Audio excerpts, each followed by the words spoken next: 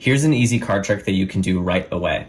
Let's say the spectator chooses a random card out of the middle. I promise I will not look at this card, but please go ahead. Remember this one the best you can.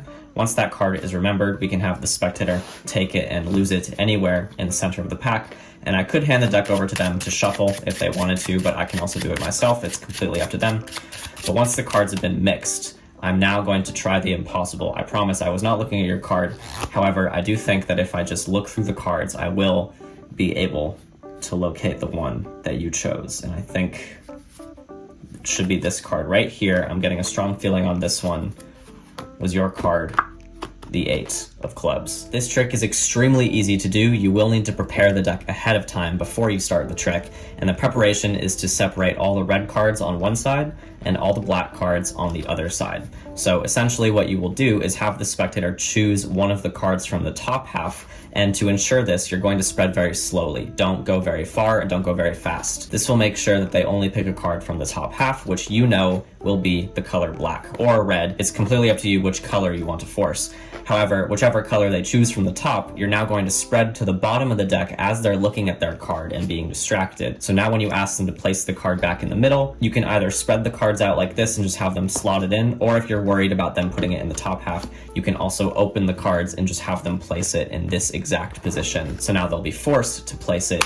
in the lower half of the deck. So now essentially that one card they chose will be the only black card in this half. Now, if the magician is the one shuffling the cards, here's what you're gonna do. You're gonna peel off a little bit less than half of the cards, and then you're gonna start overhand shuffling one card at a time on top, just like this. And once you make sure you're past the halfway point, I do around 10 to 15 cards, now I can freely shuffle these cards on top of the deck and the order will not matter. Essentially, all that does is it switches around. The black cards are now on the bottom and the red cards with their selection will now be on top. Now, if the spectator asks to shuffle the deck, here's what you tell them to do. You ask them to take the deck and then to start dealing cards in little groups, like of 4 or 5, onto the table.